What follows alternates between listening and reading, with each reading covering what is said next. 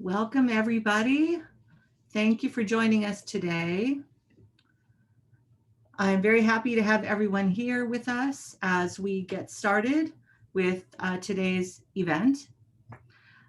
Thank you for being here for another installment of Around the World with Karen and Nicole.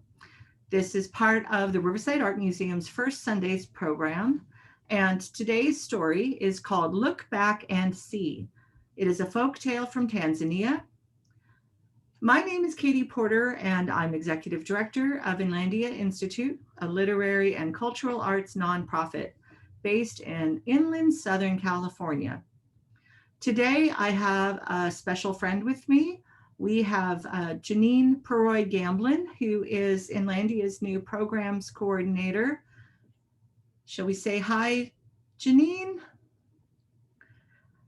Hello, Janine, welcome. Hello, everybody. I'm so happy to be here. Thank you.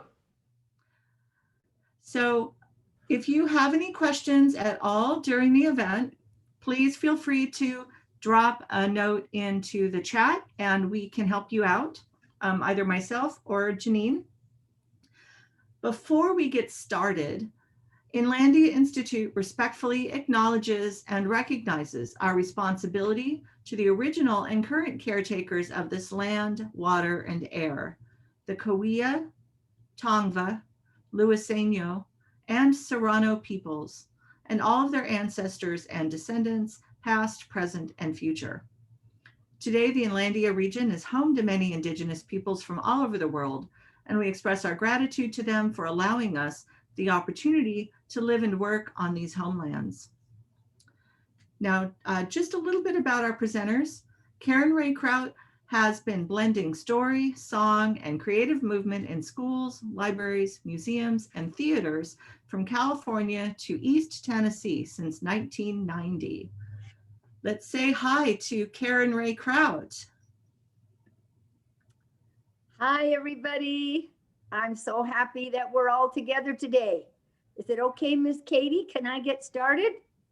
Let's say hi to Nicole real quick, and then we'll come right back. We don't want to miss Nicole. I know you're so excited, but give me a sec. Let's say hi to Nicole so people know who she is too. Nicole Cloran is founder of Puppets a la carte, where she uses puppets and techniques of improvisation to create a space of surprise and wonder, which we can all learn from. So let's say hi to our puppeteer. Hi, everybody. Thanks for being here to play with me. But I'm with Karen. Let's get started with the story. I can't wait. Oh, my goodness. All right. So let's pass it on to Karen so we can get started with our show. Thank you, Katie. Thanks, Nicole. Thanks, Janine. So let's just take a moment. Katie was so sweet. She got a picture that we can look at that actually shows us where Tanzania is. It's on the east coast of the continent of Africa. And let's just take a quick look so we can see where it is. You see it's down there over on the right-hand side. It's south of Kenya and north of Madagascar. So that's the country our story is from, as Katie mentioned. And also, I want you to know, I love this story so much. And I learned it from a wonderful folklorist storyteller. And her name is Margaret Reed McDonald. And if you really like the story and would like to read it or learn it yourself to tell, you can find it in Margaret Reed McDonald's book. And the whole book is named after this story, as Katie mentioned. And there's a picture of it. It's called Look Back and See, 20 Lively Tales for Gentle Tellers. So that resource is also available to you. Now, there was just a couple other things I want to mention before we start, so you won't be confused in the middle. Okay, because in this story, there's a village that's always in darkness, and they have never had a dawn. Dawn, that's that moment in the early morning, just before the sun comes over the horizon, where the sky becomes light. And Katie has a beautiful picture of dawn over the Mojave Desert just before the sun comes up. Is that amazing? I know we see a lot of beautiful dawns out here in Southern California. So that's going to come up in the story. And there's one more thing that's going to come up in the story, and that's cowrie shells. Now, cowrie shells in many traditional cultures, hundreds and even thousands of years ago, were money. That was what was used for money. And they'd be strung on long strings. And in China, in India, in Tanzania, and many other countries in Africa, money was cowrie shells. So we just want you to know that. Now I'm going to get started, okay? Once there was, oh my gosh, oh my gosh, I forgot. You know what? The main character in this story is a dog. Now, there's a song, my favorite dog song. So I wanted to sing it with you. So here's your part, okay? So when I say, oh, I want to be a dog, we're all going to pant like a dog, like this. Okay, let's just try it one time and then we'll start the song. Oh, I want to be a dog. Okay, I think that's easy and it's fun. Grown-ups, please join us. It's very good for your brain. Just want you to know that. And if you see anything else in this song that you want to do the movements with, please feel free. Okay, can we start? Here it goes.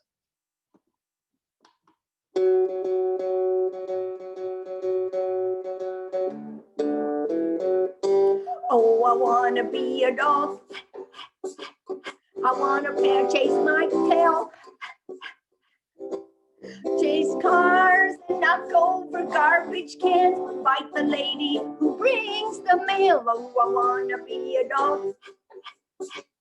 I want to drool on the floor. Get pats on the head, chase cats, get fed, chew your shoes and bark at the door. Oh, I want to be a dog. I want a big wet nose. I want to run in the street, get mud on my feet, and jump all over your clothes. Oh, I want to have dog breath. I want to learn to growl. Scratch fleas and ticks, run after sticks. I want the moon to make me howl. Ow, ow, ow, ow. Oh, I want to be a dog. I want to sleep on the ground. Being human these days, it's getting too crazy. I just want to be a hound. Being human these days, it's getting too crazy. I just want to be a hound. Ow, ow, ow. Whoa. Thank you so much. I love that song. That was written by Barry Lewis Polisar with additional lyrics by Peter Alsop. I hope you enjoyed it. Now we're going to start with the story, okay? Once there was a village, and this is so sad. This village was always in darkness. They never had a dawn that we talked about before. They never had one. It was always dark all night and all day. And one day, the chief of that village said, oh, I feel so sorry for my people. We have got to bring light to this village. I want to send messengers. And so he sent messengers to the north, to the south, to the east, to the west, in search of some dawn. And one of those messengers came back with good news. Chief, you won't believe it, but just on the other side of the mountain, you can show it if you want to, on the other side of the mountain, there's a village. And the chief of that village has a whole box filled with dawn. Shall we try that part together? It was a box filled with dawn. Well, the chief was so happy. He said, oh, be my messenger again. Take these cowrie shells, take 1,000 cowries. Go to that village and ask that chief. Ask him to sell us some dawn. So the messenger said, I will do it. And he climbed up that mountain. You could show how he did it if you want to. He walked across the top of the mountain. He walked down the other side of the mountain. That was a lot easier, of course. He went into that village. He went to the place where the chief sat. His name was Lug-Eye. And the messenger said, "Oh, great chief, Lug-Eye, I have brought 1,000 calories. Please sell me some dawn." The chief said, 1,000 calories, that's a lot of money. "All right, I'll sell you some dawn. I have a whole box filled with dawn." And the chief opened up the box. He scooped up some dawn and he gave it to the messenger. And he said, "Have a good trip home, but remember, don't look back after you leave the village or that dawn will disappear." Who could show me? The dawn will disappear. Yes. So the messenger held on tight to that dawn and he went walking out of the village. But as he passed through the gates, there was a little girl sitting beside the gate. And when the messenger passed by, her head, which had been down, snapped up and her eyes snapped open. Let's try it. So your head is down, right? And then she snapped up and she watched him go up the mountain. And as she watched him, she started to sing. "Man, oh man, look back and see what Lug-Eye does. He dances with his arms. He dances with his feet. He goes check-oo, he goes wah. He goes check-oo, he goes wah." That was strange. The messenger, he didn't even think about it. He was so curious, he turned and he looked back and the dawn disappeared. Who could show me?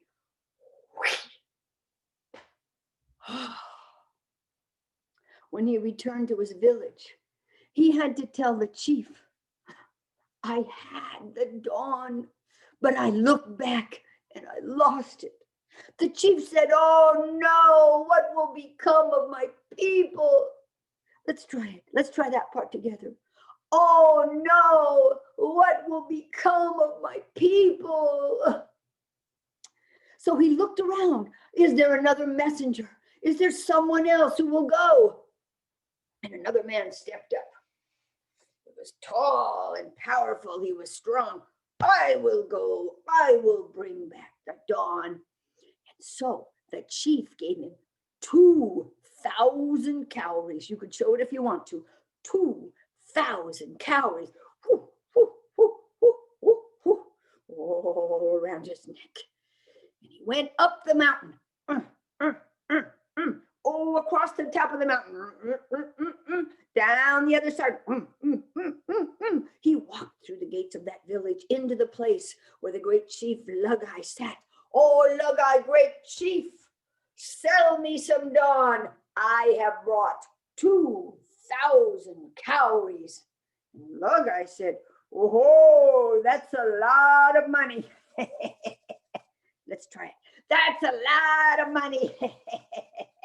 I'll sell you some dawn. I've got a whole box filled with dawn." And so we opened up the box. You could show that too. He scooped out some dawn and he gave it to the messenger. The messenger was ready to go. But Lug-Eye said, "Now remember, take that dawn safely back to your village. But whatever you do, don't look back." Let's try that together. Don't look back. If you do, the dawn will disappear. The messenger said, "I will not look back." And so he left the place of Lug-Eye. He went through the gates of that village. He started to walk up the mountain, but as you probably guessed, that little girl was sitting there again by the gate. When he went by, she woo. Let's try that again. She lifted up her head and opened up her eyes very wide.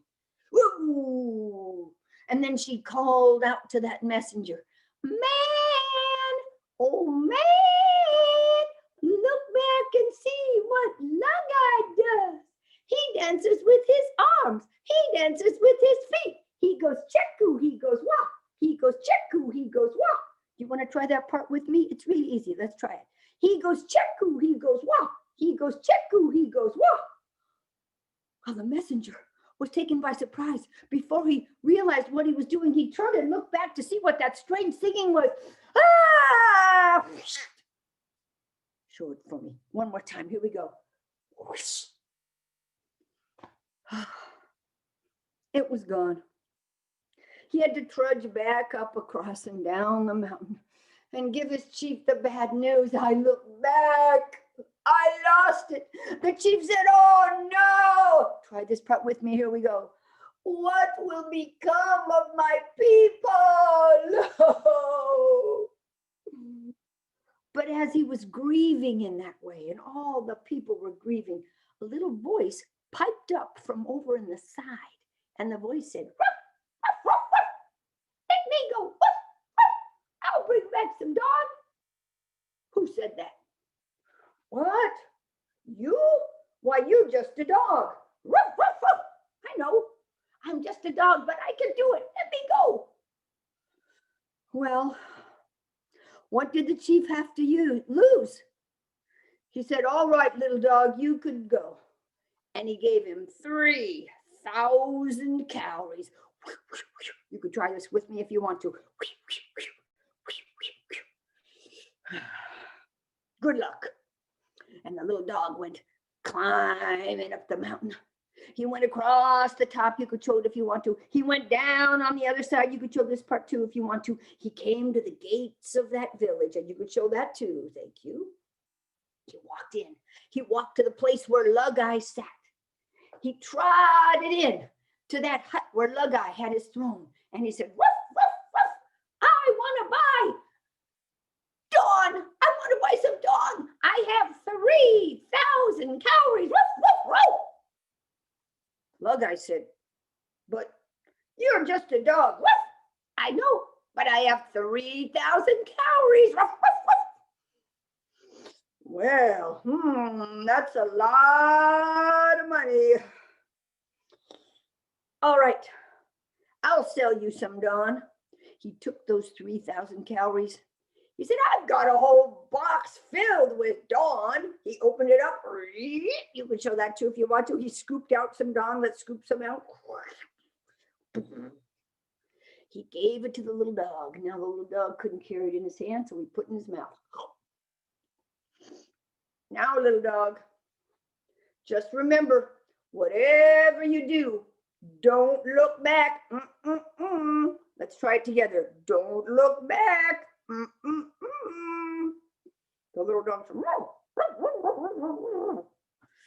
okay, the dog left that village. He went through the gate, and we know who was sitting there beside the gate. As soon as he passed, the little girl's head snapped up with her eyes wide open, and she started to sing to the little dog. And you could sing the whole song with me if you could remember it, or as much as you want to. It went like this.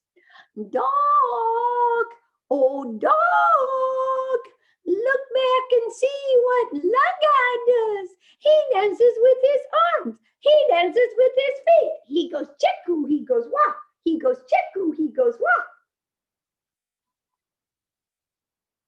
But guess what? That little dog did not look back. He kept climbing up the mountain. And the little girl started to run after the dog. Oh, dog, good dog, look back and see what Lug-Eye does. Are you ready? He dances with his arms. He dances with his feet. He goes check-oo, he goes wah. He goes check-oo, he goes wah. But that little dog did not look back. He kept trotting up that mountain as fast as he could go. You could show it if you want to. He went up over the top with the little girl running behind. She could not even catch up to him. And then he went down the other side, and the little girl went chasing down the other side, and she sang the song one more time. Dog, good dog, look back and see what Lug-Eye does. He dances with his arms. He dances with his feet. He goes check-oo, he goes wah. He goes check-oo, he goes wah. But that little dog never looked back. He ran all the way down and stood in the very center of his village. And then he opened up his mouth. And the dawn came pouring out. Let's try that together. That's kind of a lot of fun. Here we go. He opened up his mouth and the dawn came pouring out. Oh, and it was so beautiful. So beautiful that I said, oh, I must go and tell my people what I have seen. And that's why I told this story to you. And that's the end of that. And now let's see what Nicole has in store for us.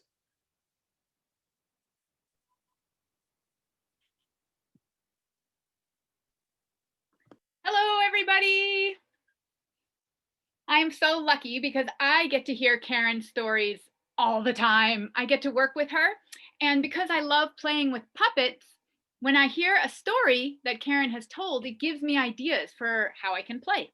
And sometimes I'm kind of out of my own ideas. So stories are a wonderful place to go to find a play theme. So I'm going to show you how I envision this story as a puppet show. But first, if you'd like to use the chat feature, you can type in anything that you think you would put into your puppet show. Any character or scenery. Scenery is like the picture in the background, the location. If you have any ideas that you want to share, I will just wait for a second to see. And if you don't have anything you want to share, that is fine too. I will just share with you. Oh, yes, the dog. We definitely need to see the dog in this story. That was really fun, Karen. I like doing that. And the little girl. Okay, yes, I see you were paying attention. Okay, I'm going to go ahead and get started. Lug-eye, definitely Chief Lug-eye. So here we go, okay? As you know, this story takes place in a village that was kept in the dark. It had no dawn. The village was so dark. All the people kept bumping into each other. They were pouring their cornflakes onto the floor because they couldn't see their bowl. So the chief called for a messenger. Dum da da dum, da da da da dum da da da. Chief, I would like to be the one to fetch some dawn from the other village on the other side of the mountain. Please let me go. Please, please, please, begged the messenger. Okay, said the chief. You go and find us some dawn. And he gave him some cowrie shells, and up the mountain started the messenger. Up, over the mountain. And down the other side came the messenger. And he looked around. Chief Lug-eye? Chief Lug-eye? Where is that chief? Yes, said the chief. Oh, Chief Lug-eye, I have come from the Village of Darkness. I would really like to trade you something for some dawn. Well, if you'd like an audience with me to make a trade, you must meet me in my hut. Oh, yes. Off they went to meet in the chief's hut. So, what is this I hear? You would like to buy some dawn from me? Oh, yes. My village is just in such darkness. I really want some dawn. And I have some cowrie shells I can pay you with. But first, would you show me the dawn so I can be sure that it is what I want? Yes, said the chief. And he brought out his big box of dawn. And he opened it up. And sure enough, there was dawn sticking its tongue out, lapping with its light at the world. Oh, the messenger said, that's it. That's the dawn I want. And the chief, he said, okay, I'll take those cowrie shells. And he tried to get them. It was hard work. There we go. Chief got the cowrie shells and happily went off.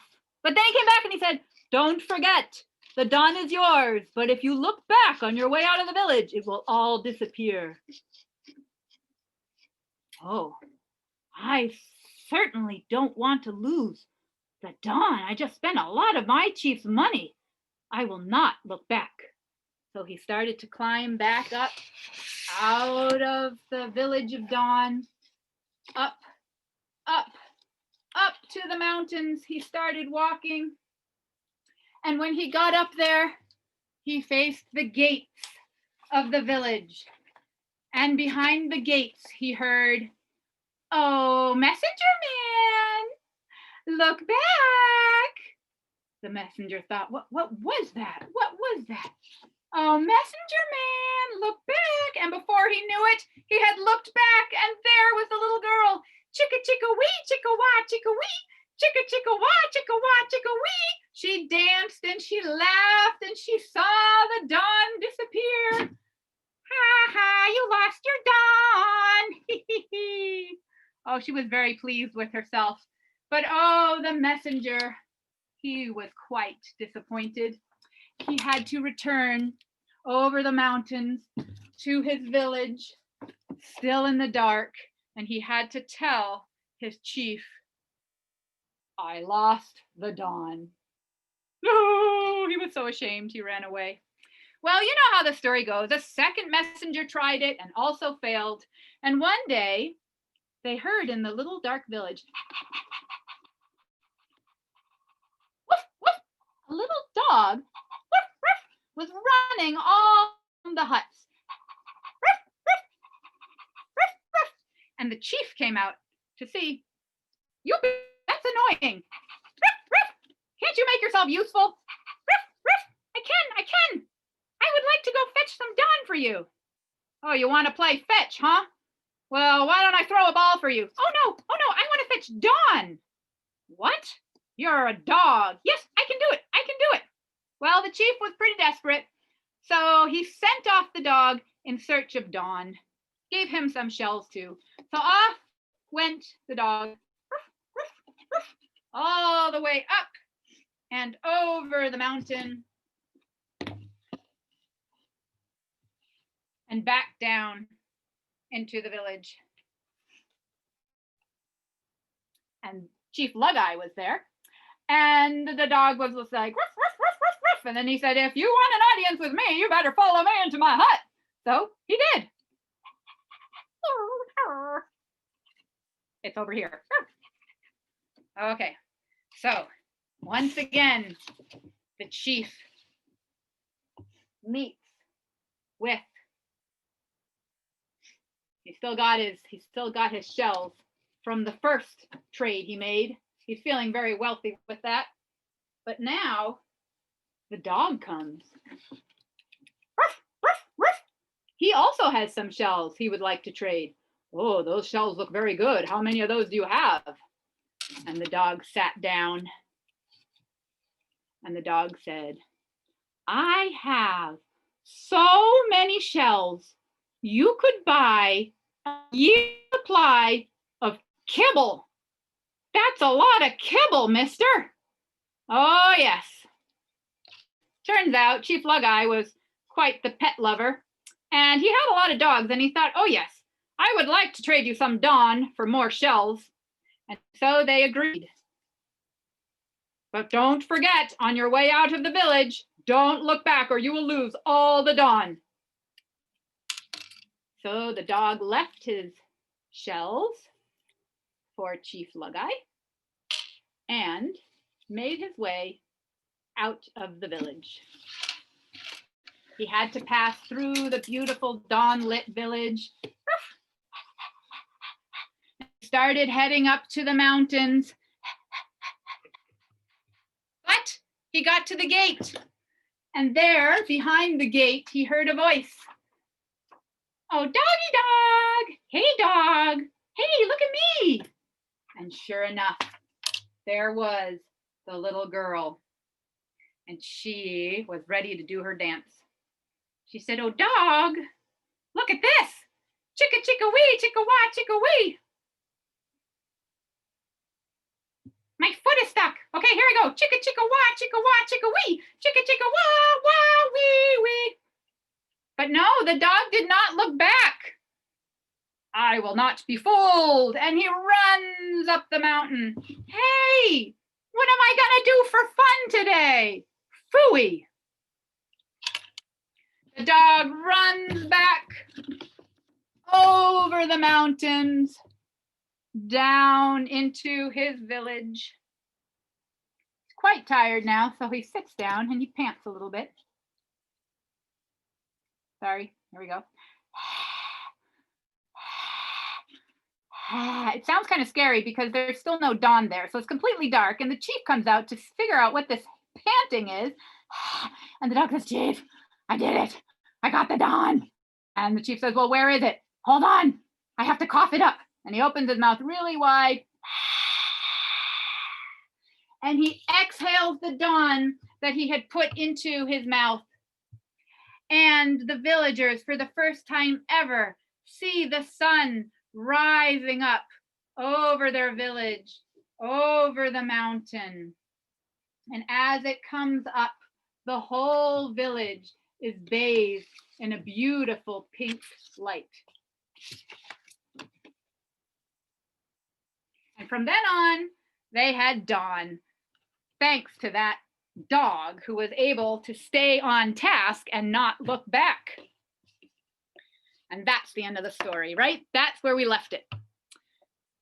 So I wanted to tell you a little bit about my puppets and how I went about making the story come to life using mostly paper items. I'm kind of on a challenge right now, and if you continue to come in the next couple of months on first Sundays, the challenge I have set for myself is to make all the puppets, have a main part of them in the next 4 sessions be made of paper, maybe paper and tape. And there might be an opportunity for you to play along with that too. So let's see, I'm just gonna check the chat real quick. I'm gonna be reminded. Ezra's there. Ezra, what do you want to see? Oh, you would like a roly-poly in the story? I would like that. I think, you know what? I think the dog could be playing fetch with the roly-poly, and then he gets tired of that and he decides he wants to go get some dawn. That could work. Okay, so I'm going to show you some of my favorite puppets that I made for this. I'm going to keep the chat open just in case you guys want to add anything, something you might want to see, especially that I've made. So I'm going to start with the girl, because in the story, the girl really captured my imagination. I just loved that she was a little bit of a trickster. And I had so many questions about who she was, how old is she, why is she tricking them, why does she love the dawn so much? And that dance was so fun to perform. I thought to myself, what kind of a puppet would make a nice dancer? And this kind of puppet came to mind. I grew up with a German family, and Hampelmann is a very popular traditional kind of toy. It's usually made of wood, and you pull on the string and it moves just like this. And so I started Googling it, and I think in English we call it a jumping jack puppet or a jumping jack toy. And maybe you've made one or seen them before, but they're quite simple, but so much fun, right? Puppets are things that come alive, and this one just has so much life. Thanks. So I'm going to show you what it looks like in the back. Each of these limbs, the arms, the legs, so here, the bottom arm and the shoulder, everything is connected with a Brad Fastener. And then there's an additional hole at the top of the thighs or the hips where a little string is tied, and another little string between the shoulders, and then one that connects the shoulders to the legs. And when I pull down, it makes the arms go up. So watch carefully. Watch this one, let's say. When we pull down, it makes those move up, and the lower legs too. So that was a lot of fun for me. And I had to look up directions on how to make these, and you can do that too. And I think Katie can share a link in the chat to one, it's just one site that I went to that was very helpful to me on how to make one of these. But there's some other puppets I want to talk to you about, and I'll tell you a little bit more about how to make the girl at the end. Okay, so the chief. Do you remember the first time you saw the chief? This is what, well, Chief Lugeye, I should say. He also filled in once accidentally for the other chief, you might have noticed. My puppets have a mind of their own sometimes. So this is Chief Lugeye, and he just looks like a little piece, a square, right? Well, sometimes puppeteers like to use representational art. To represent something means to give an idea of something else. So this little square is supposed to give you the idea of the chief without looking completely like the chief. And I did this for two reasons. One was very practical. My set is very small. The huts are very small, and I needed a very small puppet. And it's hard to make a person that's out of such a small piece of paper. So part of it was practical. But the other part was also intentional, which is just like when Karen tells you the story, you have pictures in your head. I like puppets that leave a lot to the imagination. So just a square, and then you imagine what that chief may look like. But then when we got into the village with Dawn, I had the chief looking more like a real person.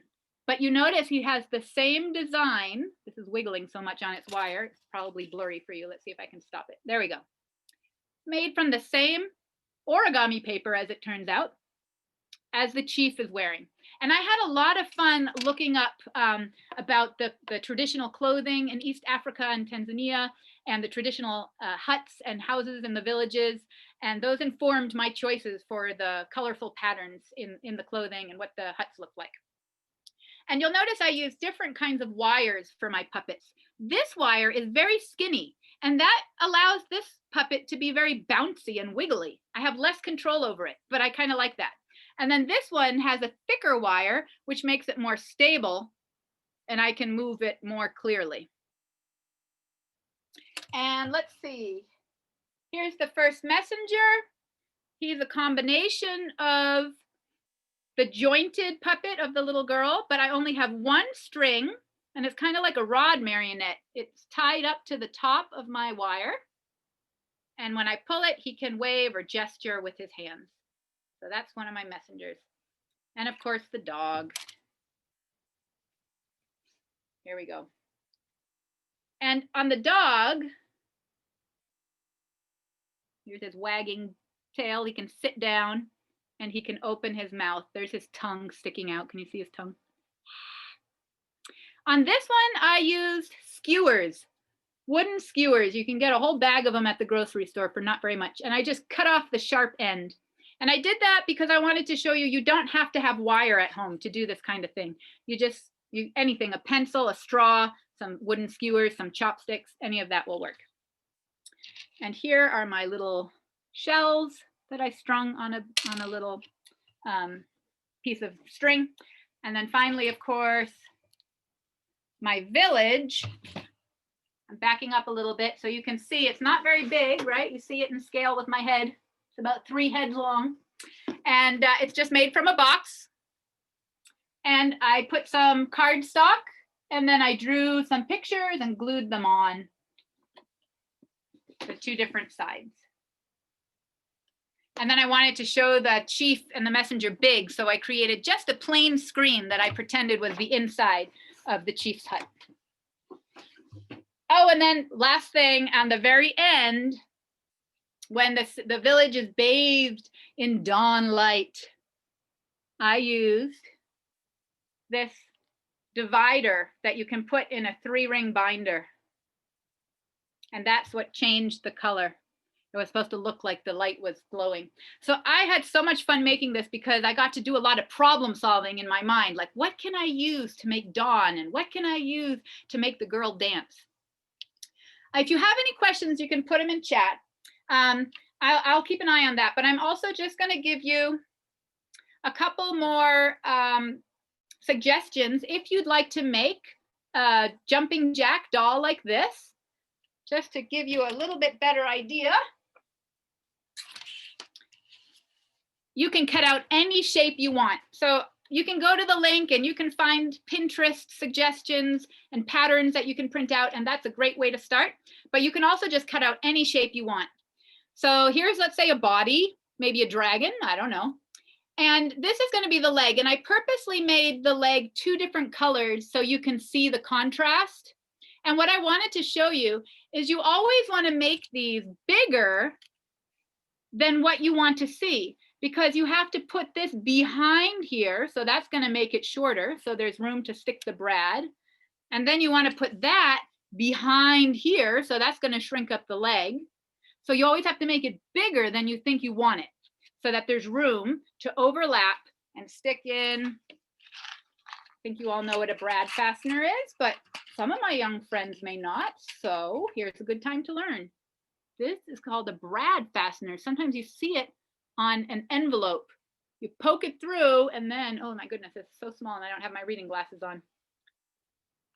Anyway, you flatten out these 2 pieces like wings so they stick out and it holds together 2 pieces of paper.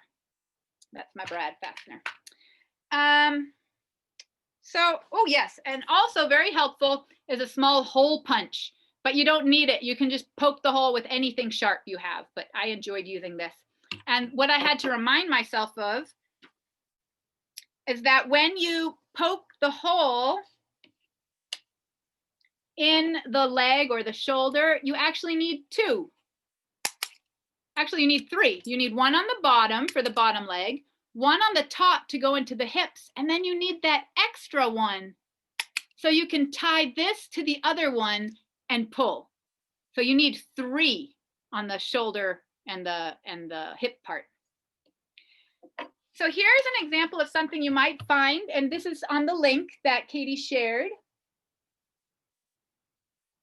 And you could print something like this out and cut it out and put it together. I would suggest using thick paper. And honestly, if you don't want to use a pattern, make your own thing. And the bigger you make it, the easier it is to tie those knots and to make the mechanism work. And I'm just seeing that I have another comment here from Juliana and Nico that says, I think it would be a good idea if you make a picture of the town when it's light. I love that. So after dawn has come down, that would be a great opportunity to show all kinds of details that you don't see, right, when the village is in the dark. Maybe there could be all kinds of fun surprises in there, like little animals curled up or different things trying to grow in the dark, or maybe the cornflakes that spilled earlier in the story. You could add all those details and show it after there is dawn. And here's another good question. Is that a different kind of hole punch? The hole seems smaller than a usual hole punch for a binder. Yeah, I think you're right. The 3-ring binders have a bigger hole. This is a smaller one. So again, you don't have to have a hole punch, because you can use like the tip of your scissors or even a sharp pencil. You can gauge the bigger your puppet, the bigger hole you can make, and the bigger string or yarn you can stick through to tie it. And like I said, I do recommend, if you're going to try this for the first time, making it bigger because it's a little easier to work on. Yeah, wee. All right. If there aren't any more questions or anything else you want to see, I would just like to wish you all a very happy new year, filled with stories and inspiration and lots of opportunities to play with puppets. And thank you. I saw some names I recognize. Thank you, Ezra, for being out there. Thank you, Ream family. Thank you, anyone else whose name I might not have caught yet, but so appreciate that you're here with me. And I wish you all the very, very best for 2021. Thank you so much, Nicole. That was wonderful and a lot of fun. Karen, do you want to say any last words to everybody? Just want to say thank you so much, everyone. And we'll see you next month. We have an amazing Japanese kamishibai story next time. Can't wait to share it with you. Bye. So thank you, everybody. And we are so glad to have you here today. And we will see you here next month on the first Sunday for another event in partnership with the Riverside Art Museum. Until then, have fun with your puppets and tell those good stories. Bye.